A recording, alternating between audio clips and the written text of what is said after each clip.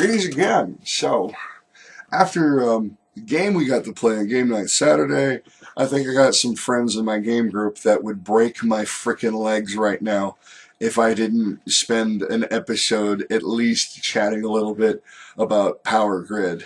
Power Grid's one of the most beloved games amongst hobby board gamers. For a long time, it was number one on Board Game Geek until it got dethroned by the likes of Puerto Rico and Agricola. And to this day, I still think it's in the top 10. I don't remember the exact rating, but the point is Friedman Fries, right? One of the coolest Germans of all time. If you've ever seen an interview with Friedman Fries, he's hilarious. He's a really cool guy, and he really did himself one over here because it's a game that didn't require a lot of balancing. You see, the players decide everything about Power Grid, and that's what makes it such an awesome game. Though the theme might be boring to some, the point is how much a power plant is worth is decided by the players at the time of play. How much resources are worth is decided by the players at the time of play. It's a completely player-driven economy in motion and with so many moving parts that are so easy to tamper with. And just this past weekend, we've had probably our best game of Power Grid. Now, Power Grid's been in my game collection now for at least 5 years now. But yet every time we play it, it's our best game. There's just always stuff, always something different, always something new. In a game that seems like it should have little replayability, little variety. Now, I have expansions for it, and so one of the things I'm going to bring up in this video are some of the expansions that I have, some of the favorite things I like to do with the game. And, I'm not going to review it. I am not fit to review this game, but I am going to bring up some tips and tactics for maybe new players or some things that maybe more seasoned vets might have missed. It's difficult to do a strategy discussion about Power Grid in depth because you'd be signing up for a weekly 2-hour seminar that could go on for years. There's just so much one can do. It's more like playing contract bridge, whereas not only does the individual moment have more leverage over any given decision to make, but that there are so many decisions and so many things to weigh out on the fly. It seems like it's a really complicated game, but it's not. It's really simple at its roots, and it's a lot of fun. Now, understand that it's difficult for me to mention anything about expansions without making it sound like Power Grid needs expansions to be a worthy game to play. That, by the way, is bullshit. You already vote out sections of the board to keep it changing every time you play it anyways, and of course, with the shuffled order power plants come up, it just a little bit can go a long way towards keeping the game changing. So when I bring up the idea of expansions in general, keep in mind that you can just get the core set of Power Grid and play it for the rest of your life. You will be perfectly happy. You do not need expansions to make a rich experience out of it every time. So if I show you a few expansions, don't take it to heart like it's a requirement to get any of them, but I'm going to tell you why I enjoyed them, just so you know. This is probably the first expansion I bought for Power Grid, and it was well over a year after I initially had the first box set in the first place. That was the Power Grid New Power Plant Cards deck. After you've got some experience playing with the power plants that come in the original Power Grid box, you're going to have this feeling that there's kind of a long build-up to the curve, getting from the initial weaker plants up into the low-range, mid-range, and then high-range plants. And depending on how you play, you might find yourself ready for more sophisticated plants sooner than the deck is ready to give them to you. So that said, the new power plant cards is a more level curve, and many of the plants use different resources, different quantities for different effects. So, I mean, if nothing else, just having different plants changes everything about how the resource market is going to work anyways. Many of them seem like they're more efficient. I'm not sure whether or not they are exactly, but I do know that we tend to be a little less of a tax on the resource market when we play with this deck. So, I mean, there's some maps you probably don't want to throw this in there, like India, I suppose. So, having these different plants and with a little bit more direct ascension from initial starter plants to the stronger end game plants is a really good, it can be an interesting way to change up the game and level it out if that's what you're interested in. If nothing else, it's just fun to be able to swap between decks. That, you can build your own power plant decks. If you combine, mix and match between the two. There are rules for that involved with it too. So customizing the way you want it, the plants that you want to see, just being able to customize your own game is just one of the coolest things you can do with any game. That said, a little bit about Power Plant strategy since I have this up. Seasoned players know, but new players, meh. Be careful with kid in a candy store syndrome. Just because a power plant looks like it's good, you gotta think to yourself every time you buy one, how long am I gonna get good use out of this plant, and who else is in the market that's gonna chase me out of it? Remember, try to strive to only buy like 5 power plants or fewer in any given game. I know you can only have 3 of them up at a time. And keep an eye out for power plants that power 5 or more cities that might show up early in the game, because they'll last you until the end of the game. One of the biggest things you will spend money on, and therefore waste money on if you're not careful, are the power plants themselves, especially if somebody makes you overbid on them. So if you watch out, if you're really good about making sure you can get the most out of every purchase, you're going to go a long way in Power Grid. Another little secret out of the mouth of Friedman Freese himself in an interview he made once with Scott Nicholson. He believes that Power Plant number 4 from the original Power Plant deck is the best starter plant in the game, because it runs really cheap to power one city on the resources that it requires. In the beginning of the game, they only cost like $1 a pop to do it, and it's not likely someone's going to be crazy enough to bid on Power Plant number 3 because of the price of the resources. Therefore, it's really good at getting you into the end of the turn order so that you get all the benefits for the first couple turns of the game. You know, getting to build first and buy resources first and cheapest. So with my players, it's often just the first one put up every game just to get it out of the way, because with the opening power plants, it's going to be the longest auction anyways. But remember, kids, that's not a fact, that's just a guideline, and all guidelines can be bent. Now, one of the most interesting map expansions I've come to own is the India and Australia map, because, geez, the things that they do to gameplay. There's a lot of very, very different rules for how they work. Like India, if people buy too many cities, then they can cause rolling blackouts that cost everyone money.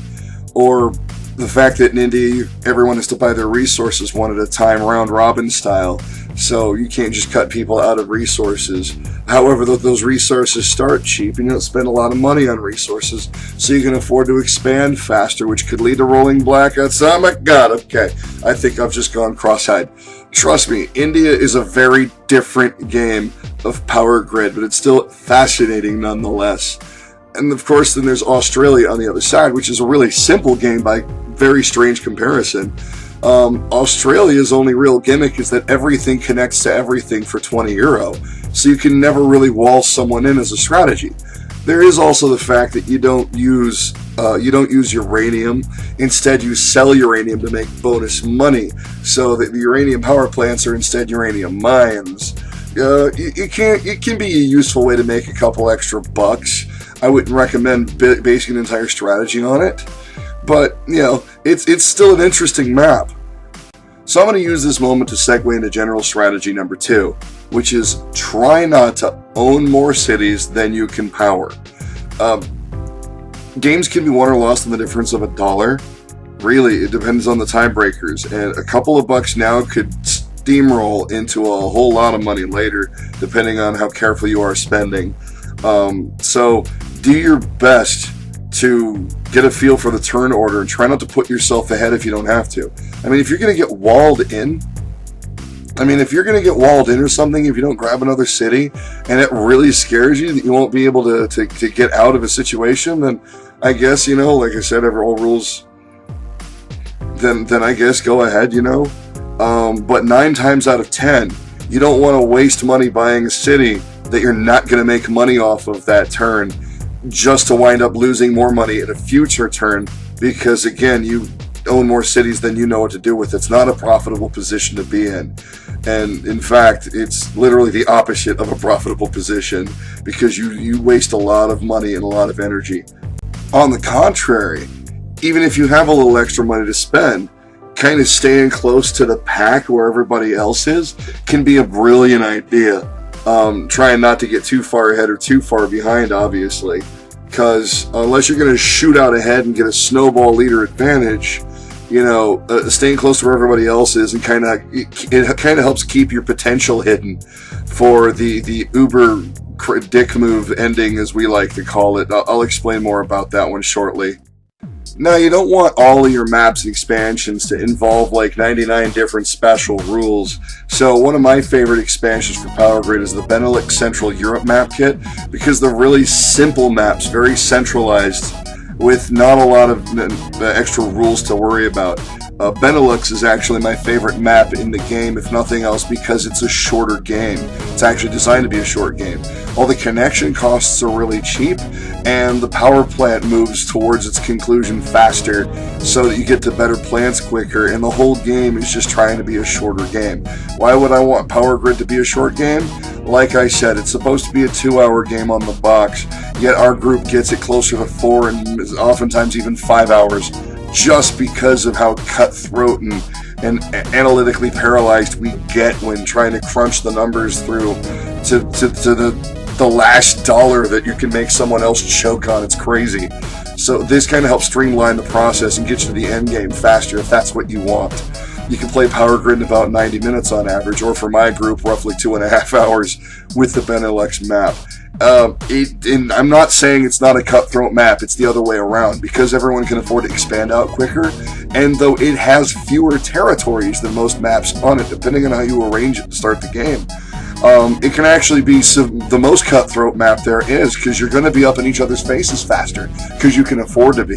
So it puts you more in direct competition, and even crazier, you're going to see crazier auctions and resource buys going on because you have the money to spare. So beware, it's not exactly a map for the faint of heart, but it is definitely going to end the game quickly, and everyone else is going to be angry. So with that, I'm going to bring you to what I think should be the third most important pro tip in the game, that after your first learning game or two, everyone should be able to watch out for. Watch for the dick move ending. What is the dick move ending? Well, it's like this. Let's say you're not being mindful of the plants that everyone can power cities with, it turns out that you can only power like 9 cities, and someone else can power 10, and everyone else is powering like 8. And then you got that guy that says, wait, I can power 10? And then somehow he shows you the secret stash of money, and then he's able to buy up enough cities, even though he can't power them all, to cause the trigger of the end game. So he ends up laying down like 4 or 5 cities and bum rushing the end of the game, simply because he knows he'll be able to power one more than everyone else. This is supposed to be a feature, not a bug, I get that. And I'm not angry because it's a possible move, but I've known some people that can be. Especially when 9 times out of 10 it happens because people didn't see it coming. So be wary that it's possible. So not just keeping up with the city's expenditures, but also try to keep up in the number of cities you can power with the leader, even if you don't own enough cities to warrant you needing to get a power plant, because keeping up with the ability to power more cities than you have can at least keep a runaway leader from being able to, let me run the quote here, dick move end the game before anybody else even sees it coming. So just watch for it. Know that it's possible, and know that someone will do it, because, hey, win. And I know there are some naysayers that are going to throw mud at me for even mentioning the robots, but the truth is, for being one of the cheapest expansions ever made for any board game, I honestly think that the robots is probably the most fun barrel of monkeys you can unleash on Power Grid, because just when you think you have mastered everything about Power Grid, that you know all of the best moves and all of the best times, then you do something like build a robot that buys up all the coal plants and for some reason has to double stock them all, even if it means he won't grow and doesn't care. You end up with these robots that play the game in ways that players will not actually dream of playing, but it throws a wrench in the works, because you've got someone out there using, I'd like to say an illogical, but it's a perfectly logical to a fault pattern that just totally monkey wrenches everything about the game, and the things you thought were predictable, and now you have this just drain on the economy, or perhaps this thing that's getting in everyone's way in unexpected, unpredictable ways that no one would ever dream of doing. I for one, I actually really love the robots expansion. I've only even got to play with one robot so far, but it's responsible for taking what would have been a really short game of Power Grid for our group for once and turning it into a really crazy marathon where no one was able to get away with the things that they wanted to do because this mindless robot kept thwarting us. So just this past weekend, I said we played our best game ever, but we say that pretty much every time we play Power Grid. It was our first time using the robots expansion, and the robot we had, it didn't make any sense as a player, which isn't the point of the robots expansion. But it did muddy up the mix for the remaining 4 players. That it did things that no other player would do to change up the game and make us have to make different decisions. Like, it bought up tons and tons of coal, so that it was a bad idea for anyone to use coal plants because even though this thing wasn't really expanding, it was just buying up, blowing all its money on coal. It took that as a resource out and made us have to compete harder for the other resources. By the end of the game, I intentionally got into coal just because, hell, if the robot was my only competition in coal, then sure, I'm pretty good. The box says you should be able to play the game in like 2 hours, but the better you get, the longer your games of Power Grid are going to get, so you have to watch out because the analysis paralysis and all the decision making and the desperation to one up each other, it just gets crazier and crazier as you go.